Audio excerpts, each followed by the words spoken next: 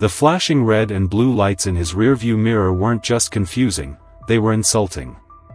Officer Ethan Cole gripped the steering wheel, his jaw tightening as he watched the absurd sight behind him, a golf cart, weaving down the suburban road, its flashing orange lights sputtering like an overworked carnival ride. The driver wore an oversized shirt with a shiny plastic badge and aviator sunglasses that didn't hide the smug grin plastered across his face. Ethan exhaled slowly, forcing himself to stay calm, but the blood in his veins burned. This wasn't a police officer pulling him over. It was Randy Baxter, Pine Grove Estate's self-appointed, clipboard-wielding, power-tripping HOA enforcer. Ethan signaled and pulled over, curiosity tugging at his patience. He had dealt with armed criminals, highway chases, and high-pressure emergencies during his years with the California Highway Patrol. But this? This was something else. He watched as Randy waddled up to his window like he was serving a federal warrant. The man adjusted his sunglasses and cleared his throat, clipboard in hand. "Sir," Randy declared in a shrill, authoritative tone that barely masked his excitement, "do you know why I pulled you over?" Ethan blinked. He had half a mind to drive off and let the absurdity float into the rearview mirror of his life, but instead, he said dryly, "No, I don't." Randy's chest puffed out like a pigeon on parade. "This is Pine Grove Estates. HOA policy strictly forbids commercial vehicles from being parked or driven within community limits." He gestured dramatically at Ethan's marked CHP cruiser. "This," he paused for emphasis, "is a commercial vehicle." Ethan almost laughed, the sheer ridiculousness washing over him. "This is a patrol car," he said, still trying to process Randy's confidence. "I'm a cop." Randy tapped his clipboard sharply. "You're a homeowner, which means you're under HOA jurisdiction the second you cross those gates." The amusement evaporated from Ethan's face. "You've got to be kidding me." "I never joke about HOA policy," Randy said gravely, scribbling something on his clipboard before slapping a violation notice onto Ethan's windshield with the self-importance of a man delivering a death sentence. Ethan pulled the paper off the glass and read it. $75. For parking a commercial vehicle. He took a deep breath and reminded himself it wasn't worth losing his temper. But as Randy strutted back to his golf cart, victorious in his petty war, Ethan felt the first real stirrings of rage. The next morning, Ethan found another violation tucked under his windshield wiper.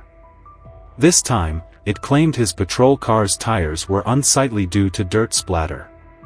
He clenched the notice in his fist and looked down the street, where Randy stood grinning, chatting with Gerald Whitmore, the HOA president. Gerald was a wiry, balding man with a pinched expression and the kind of smirk that made Ethan's fists itch. These men weren't keeping order, they were abusing power. That evening, Ethan sat at his kitchen table staring at the pile of notices. He had moved here to care for his aging mother in what was supposed to be a peaceful neighborhood. But now he was beginning to see Pine Grove Estates for what it really was, a prison wrapped in perfectly trimmed hedges and manicured lawns. The violations didn't stop. In fact, they multiplied like weeds. Each morning, Ethan Cole found fresh envelopes tucked under his wiper blades or wedged in his mailbox, each one more ridiculous than the last. A $50 fine for leaving his trash bin out 2 minutes past the allowed time. Another $100 for having his garden hose visible from the street, labeled as an unsightly obstruction. But what made his blood boil was the latest notice, a $200 fine for public display of graffiti. The supposed graffiti? A cheerful chalk drawing of a sun and flowers on the driveway, sketched by his neighbor's 6-year-old daughter. The HOA had labeled it vandalism.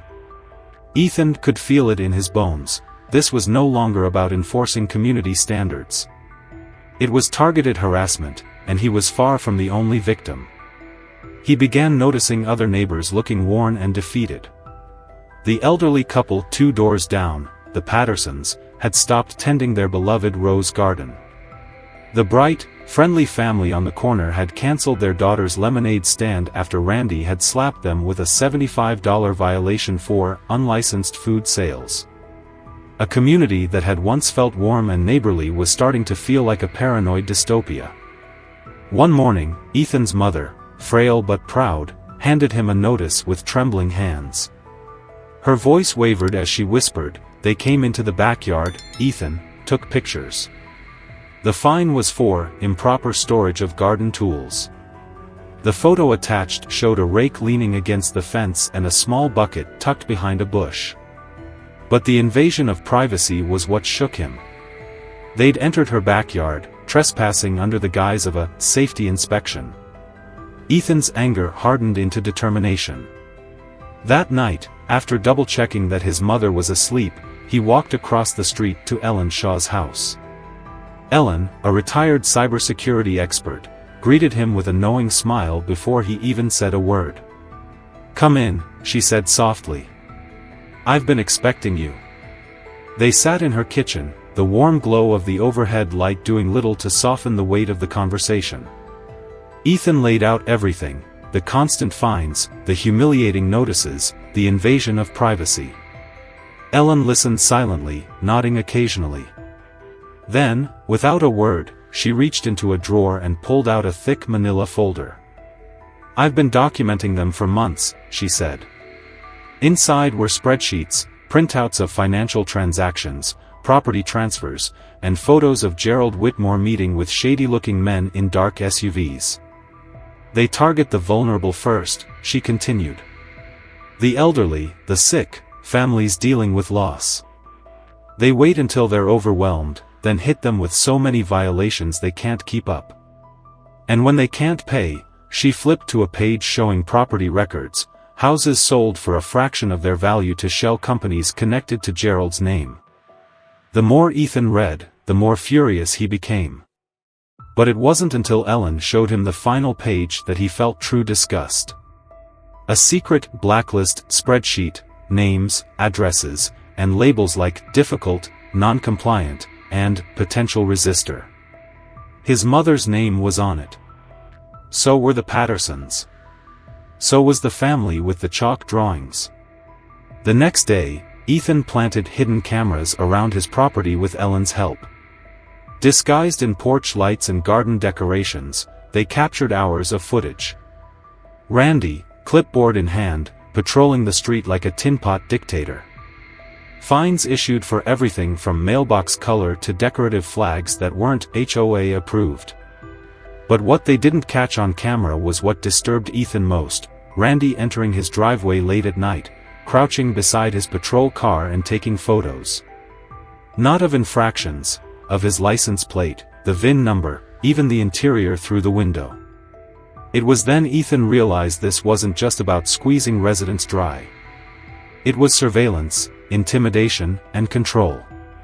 His patience had limits, and Gerald was testing every one of them.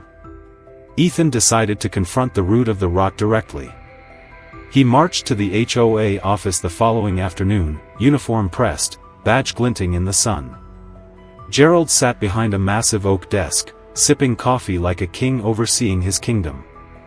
Before Ethan could even speak, Gerald smiled thinly. "I'd be careful, Officer Cole," he drawled. "Push too hard, and you might find yourself buried under violations like the rest." Ethan slammed his palm on the desk, leaning in so close he could smell the man's expensive cologne. "I know what you're doing," he growled. Gerald didn't blink. His smirk widened. "Do you? Then you know the HOA has full authority to protect community standards. And those who can't follow rules, don't belong here." Ethan left the office with fury burning in his chest. But that night, when he checked his surveillance footage, he found something even more chilling. Gerald and Randy weren't just writing fines. They were seen sneaking up to the Pattersons' house, slipping an envelope under the door. Ethan retrieved it from the doorstep the next morning with the Pattersons' permission. Inside was a foreclosure warning and a generous offer from one of Gerald's shell companies, to buy their home for less than half its value. They weren't just harassing people.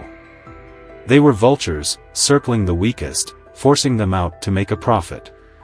Ethan knew then that this fight was only beginning. Ethan didn't sleep that night. He sat in front of the surveillance monitors, staring at the grainy footage on the screen, watching Randy and Gerald slip through the shadows like burglars. The envelope they had left at the Pattersons' doorstep wasn't just intimidation, it was extortion dressed up in legal language. It confirmed what Ethan and Ellen had suspected all along. Gerald wasn't simply enforcing rules, he was systematically forcing people out of their homes and cashing in on their desperation. But what disturbed Ethan most was that this operation wasn't sloppy. It was calculated, methodical, and well protected. Gerald's confidence wasn't born from arrogance alone. He was backed by something bigger. Ellen's investigation had already revealed shell companies linked to Gerald, funneling money through multiple accounts, some of which led offshore. Late into the night, she worked beside Ethan, cross-referencing the financial records with property transfers and payment trails.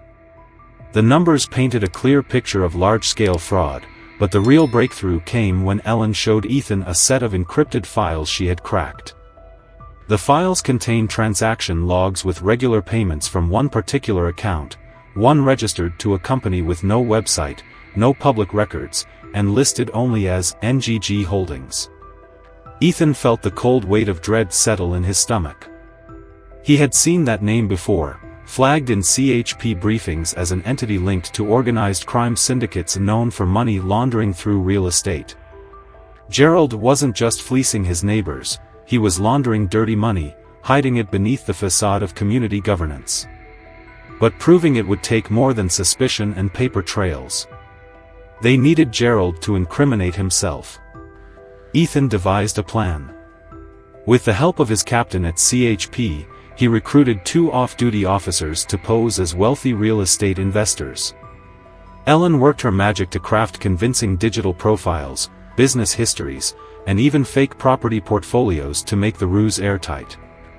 The meeting was set at a local diner just outside Pine Grove Estates, a neutral location where Gerald would feel comfortable enough to boast without caution. Ethan sat in a booth near the back, hidden behind a newspaper, listening to every word through a hidden mic placed on one of the undercover officers. Gerald arrived on time, dressed impeccably in a tailored suit, his posture relaxed, his smile wide. He shook hands with the supposed investors and launched into his pitch like a practiced salesman. "Distressed properties," Gerald said smoothly, swirling his coffee as if discussing weather patterns. "You'd be surprised how quickly they fold under a little pressure. A few fines here, a violation there, and suddenly they're desperate to sell. Timing and persistence are everything." The officer posing as an investor leaned forward. "And the HOA? They're okay with this?" Gerald chuckled, a low, smug sound that made Ethan clench his fists beneath the table. "I run the HOA," he said, his voice dripping with pride. "I decide what's a violation and what isn't. Trust me, there's always a way to make people pay. And when they do, they sell for pennies." It was the confirmation they needed.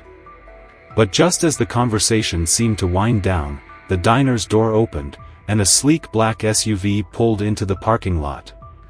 Ethan's stomach tightened. From the vehicle stepped a heavy-set man in a tailored coat, someone Ethan recognized from Ellen's surveillance photos. He wasn't just another HOA crony, he was higher up the chain, one of NGG Holdings' known operatives. The man approached Gerald, exchanged a brief handshake, and slipped an envelope into his hand before departing without a word. The envelope, thick and crisp, didn't hold legal papers. It was cash, payment for Gerald's part in laundering money through forced property sales. Ethan's heart pounded. This was bigger than he imagined. Gerald's arrogance had made him reckless, and that envelope was the final piece tying him to organized crime. He slipped out of the diner and immediately called his captain, reporting everything.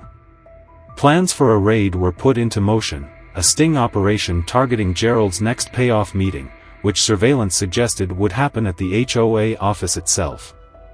But before they could act, Ethan experienced yet another gut punch.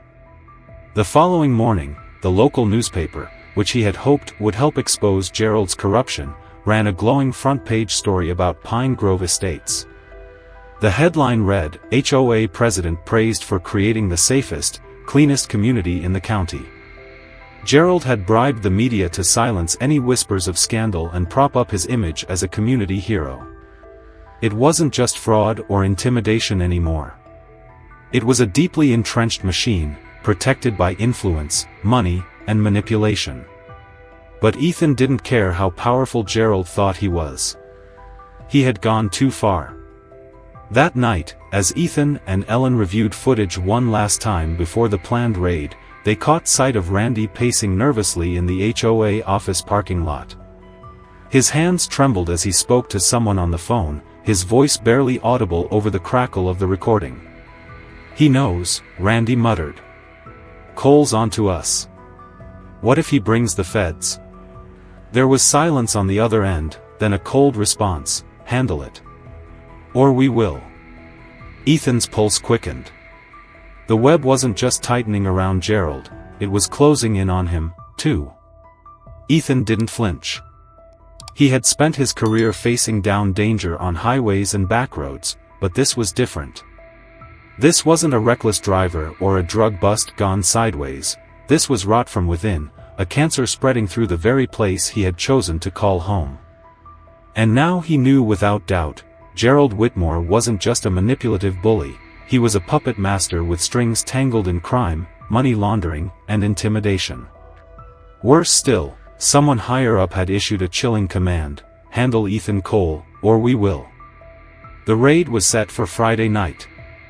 Surveillance confirmed Gerald's next payoff would take place in the HOA office, where he felt safest, surrounded by the illusion of control. But Ethan couldn't shake the unease gnawing at him. Men like Gerald didn't go down without a fight, and desperate men made reckless decisions. On Friday, just before sunset, Ethan met with his CHP team in a quiet lot outside Pine Grove Estates. The plan was airtight: surround the HOA office, wait for the exchange, then move in with overwhelming force. Ethan insisted on being there, no one knew Gerald's patterns better than he did. His captain had agreed reluctantly, warning Ethan to stay clear of direct confrontation. But Ethan knew that if things went sideways, he'd be the one standing in that fire. He positioned himself down the road, watching through binoculars as Gerald's black SUV rolled into the parking lot. Randy Baxter stumbled out of the passenger seat, his nervous energy palpable even from a distance. Gerald emerged slowly, adjusting his cufflinks, wearing that same smug smile that had fueled Ethan's rage for weeks. The two men stood under the harsh glow of a parking lot lamp, waiting. Minutes later, another car approached, a dark sedan with tinted windows. A man stepped out, his face partially hidden beneath a cap. The exchange was brief, a handshake, a discreet envelope, and nods of agreement. Ethan gave the signal. CHP officers in unmarked vehicles closed in from every angle, red and blue lights erupting from the darkness. Officers shouted commands, weapons drawn, as Gerald's face twisted from confusion to pure panic. Randy bolted for the back door of the HOA office, but Ethan was faster. He intercepted him, grabbing the enforcer by the collar and slamming him against the wall with one arm. Randy's face went pale. "You've got the wrong guy," Gerald shouted as officers cuffed him, his voice cracking under pressure. "I'm innocent. You can't prove anything." Ethan stepped forward, his voice cold and controlled. "You'd be surprised what a little pressure can make people admit, Gerald. Sound familiar?" Inside Gerald's SUV, officers found not only stacks of cash but pre-written violation notices with addresses of residents who had been targeted for months. Detailed ledgers tracked money transfers to offshore accounts. There were even pre-signed foreclosure letters, ready to be slipped under doors as soon as fines reached unbearable levels. The weight of evidence was undeniable. The sting had worked. Gerald Whitmore was going down. In the days following the raid, the mood in Pine Grove Estates shifted. Neighbors who had once whispered their frustrations behind closed doors began speaking openly. Ellen Shaw was inundated with messages from residents, offering their own evidence and stories of harassment. The HOA board members who had cowered under Gerald's thumb came forward with documents they'd been too afraid to reveal. But just as the community started to breathe again, the news broke: Gerald had made bail. Ethan wasn't surprised. Men like Gerald didn't stay locked up easily.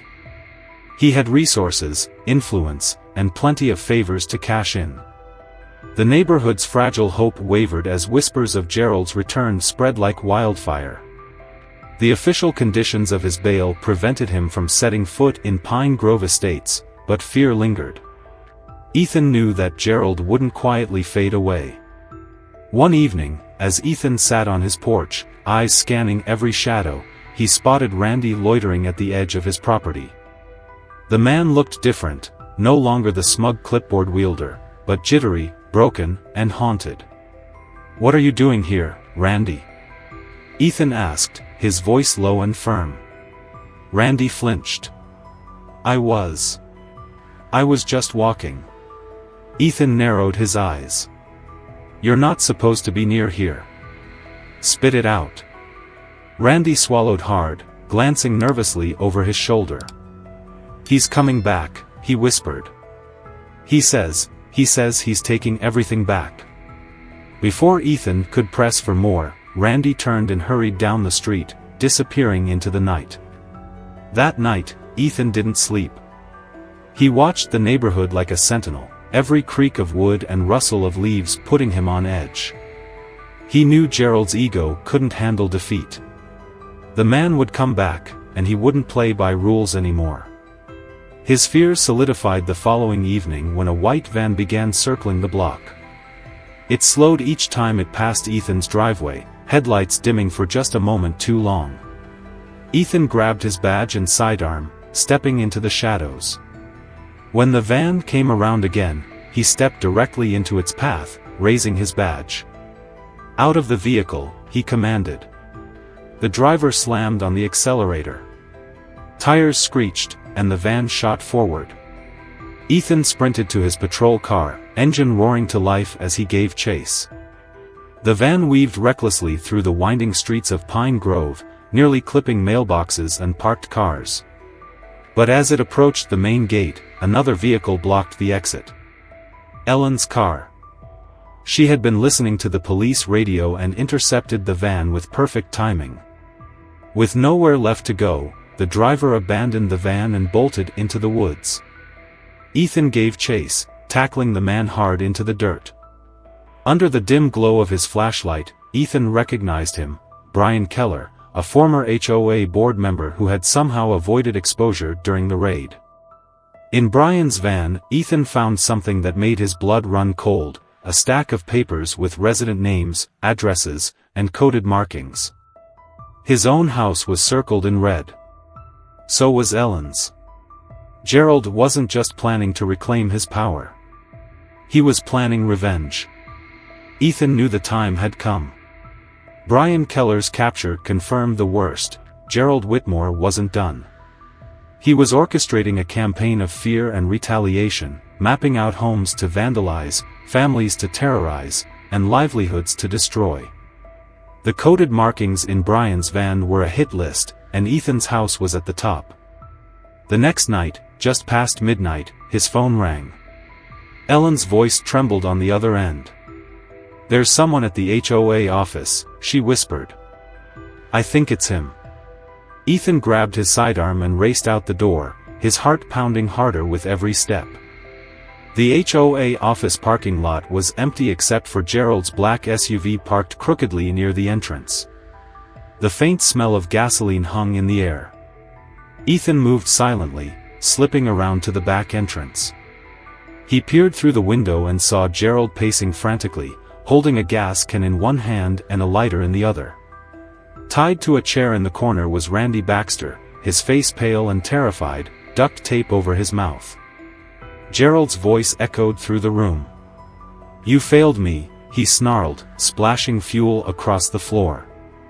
I gave you power, and you let them take it away. Ethan couldn't wait for backup. He slipped through the back door with the key Ellen had given him, stepping inside without a sound. Gerald spun around at the creak of the floorboards, his eyes wild and bloodshot. You think you can stop me? He hissed. Ethan raised his hands slowly. Gerald, this isn't the way. You're finished. Don't make this worse. But Gerald's finger hovered over the lighter's ignition. He sneered. You think I care anymore? They're all going to burn with me. Before he could strike the flame, red and blue lights flashed outside, sirens piercing the night. Gerald's face crumpled, and he fell to his knees, defeated. Officers stormed the building, cuffing him for the final time. Randy was freed, sobbing and shaking. Over the next few weeks, Pine Grove Estates began to heal.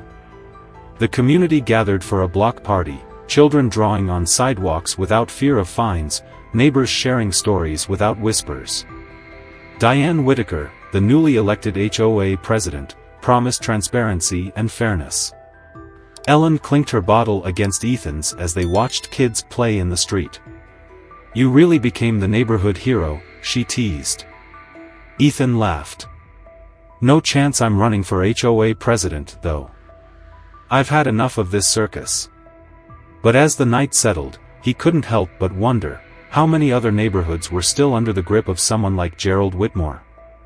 Have you ever felt powerless against HOA, or Karen, rules? Share your experiences below, let's see who had it worse.